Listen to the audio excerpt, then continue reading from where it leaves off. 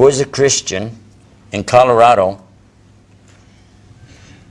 was talking with friends and got the notion that she needed to go save the Muslims and others of Africa. She joined some peace group, whatever it was, and went traipsing all the way over to Africa. And she's out here, you know, going from place to place, thinking she's going to save these people. And she had a good heart, don't get me wrong. I'm not making fun of her, just that this is the notion that she had. True, they were poor, so poor that people lived in grass huts. They were literally making their houses, what they lived in, from whatever was available around them, palm trees and grass huts, things like this. But when she visited the village, the people would treat it like it was a festival. And she thought, because, oh, I'm American, I'm going to give them civilization here, I'm going to, you know, save them and everything. And this is why they're holding this big celebration when I come. And there was food, a lot of food, more than she could eat. And the people would say, no, no, take more, have more food. Oh. So she goes to the next village. Again, all the food is everywhere. Just eat, come on, go ahead, eat. Oh, we've got cucumbers, tomatoes, whatever, eat. Along the way, she was at one of the villages, and the people, and she said, I cannot eat anymore. And she said, I thought you guys were like poor over here. I said, we are. Our children are starving. She said, well, was all this food everywhere I go? There's plenty of food. The guide that she had said, ma'am, it's because you're here. They're Muslims, and they're taking everything they have for the whole village because you're the guest. Because this is Islam. It doesn't matter our condition. Our guests are first. She started crying. She said, I didn't come over here to hurt these people. I thought I could help them. And after she did a little soul searching, she realized that they actually had more than she did. Because she did not have the capacity to do what they were doing, to actually take food out of their own children's mouths. They were going from house to house. Do you have anything at all? I have a cucumber. Okay, have you got anything? I have half a tomato. Give it to us. What do you have over here? Oh, hey, a piece of bread. And they literally were taking everything they had, just so she would not feel uncomfortable and insisting that she eat it. Many of you know exactly what I'm talking about.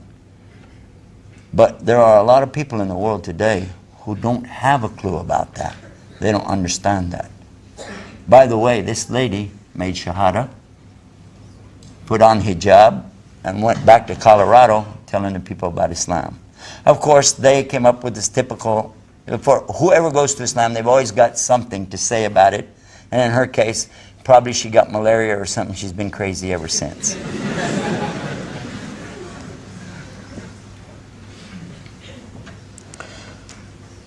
When Cassius Clay, back, was it 50 years ago, 40 years ago? And he was a boxer. He was number one, on top. And everybody's looking, Cassius Clay, wow, who is this guy? Amazing. He accepted Islam and changed his name to Muhammad Ali. You know what they said right away? Too many shots to the head. That'll do it.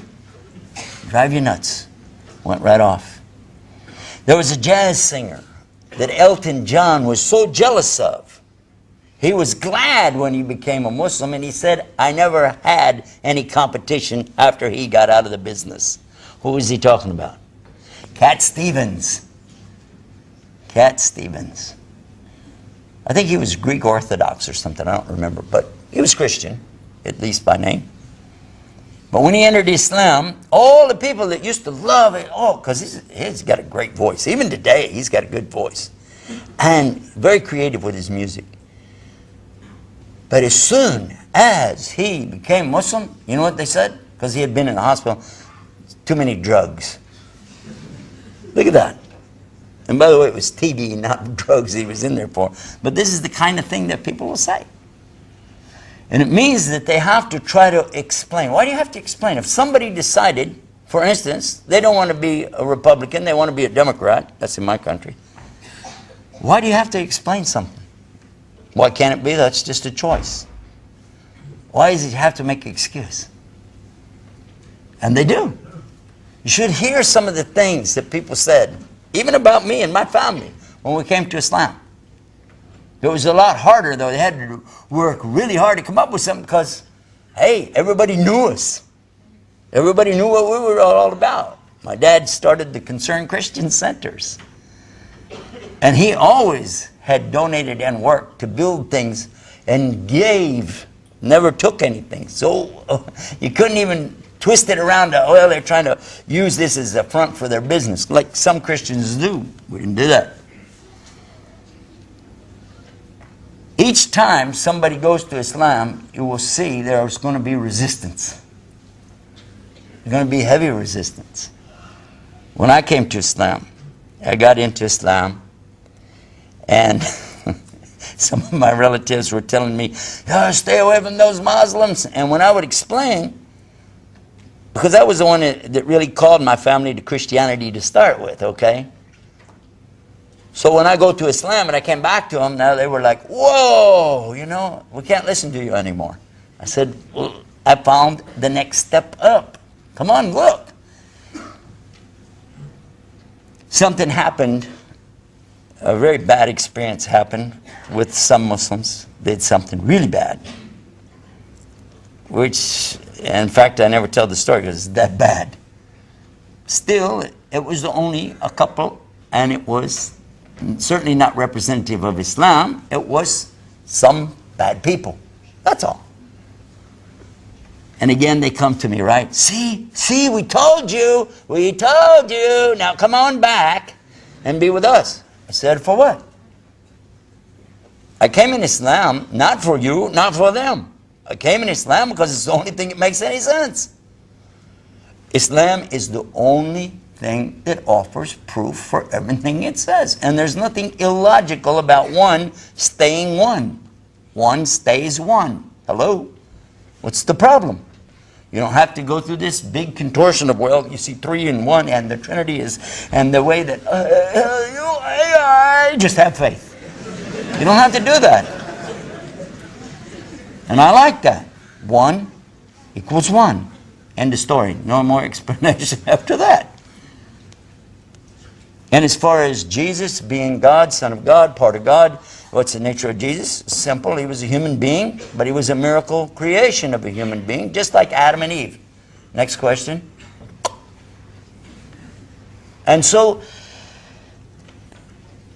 when something like this happens and somebody comes into Islam, should it be that they've got a real easy road? It should be real easy, yeah? Because if you go the right way, why would it be difficult? It should be real simple. If you use that logic, then what happens is it should be then that all Muslims are in good shape all the time. It should be that, according to that logic, Muslims would never have any hard time. That would always be in a good way. Make sense? One of the places that I'm supposed to go speak coming up in July sent me something. I read it yesterday. And one of the speeches, they like to name the speeches. These are guys that do a speech, a conference maybe once in their whole life. They put it together. They bring speakers in. They just give you a title of something. I remember one time they said, coming to Islam, what can I do with that? And I said, that's the name of the speech? Well, I said, what can I do with that? In this case, they wanted me to talk about the happy prophets. You know? Prophets, the happy people, something like this. And I looked at that and I went, what? I mean, this, what did you say, is like a cartoon? Yeah, it sounded like a cartoon show. Oh, okay, the happy prophets are coming on, you know.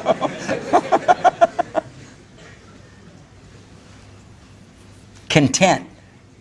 Yeah? Content. That's what we decided today was a better word. That Allah talks about believers. Radiyallahu an wa radu an. The people are pleased with Allah, and Allah, He's pleased with them. Pleased or content, but not happy. I don't mean that you can't be happy and be a Muslim, but what I'm saying is that prophets especially are going to be the ones who are going to suffer the most. And this is because why? They're getting a huge reward for what they're doing. And Allah tells us in the Quran, it's in chapter 29, the ankabut or spider, أعوذ بالله من الشيطان الرجيم أحسب الناس أن يتركوا أن يقولوا آمنا. Do human beings think they're going to be left alone because they said we believe? And they won't put into yuftanun, which is from fitna. It means big trial, calamity, difficulty, squeeze you, you know. Because, Allah continues, He did the same thing to the people before you to show who are the truthful and who are the liars. Because if you're really true, you believe in Allah, and you want to do something about it, okay, go ahead and try. And you might say, well, why? Why would that be a difficulty? Part of that is to understand what the real purpose of life is. Part of that is to understand who your Creator really is. To understand that would be then to understand your role in all of this, and then you would find out what you're supposed to be doing, and there's where the rub comes. Not rub in Arabic, rub in English, the rub. The problem that you're going to have is that you would soon realize that you can't do what you want to do. That we're here to do what He wants us to do. And if we understood that, then there are a lot of things we'd have to give up. You narrow your options down to be a real Muslim. And a lot of people don't want to do that. They don't want to give up their desires, their lusts, their personal goals. And that's where the problem comes.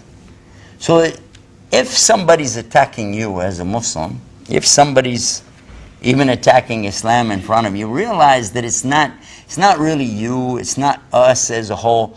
The problem is that they're responding to something that's coming to them that they don't want to accept. They don't want to accept it because it would mean they'd have to give up all the stuff they're doing. You follow me? That's the problem. In the West, for the most part, not everybody. By the way, it's wrong to sum up and say everybody's like this, isn't it? Isn't that wrong? You don't like it if somebody said that about us, right? No, we're human beings. We have different ideas, hopes, and goals. True. For the most part, Muslims are good.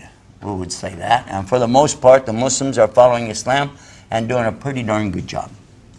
But there are some stinkers out there. True. And in the same case, when you look to the West, it's wrong to say all the West is like this. Because they're not. There are also good people there. And they're also human beings, and they have goals, they have desires, they have things they're trying to do as well. And there are some, actually, who are looking, searching, trying to find the truth, and they would love to know some of the things that you take for granted every day. It would probably be, and I'm not really... I'm pretty sure that I'm right when I say this, that many of the people of the West would love to hear about it until they found out it was Islam.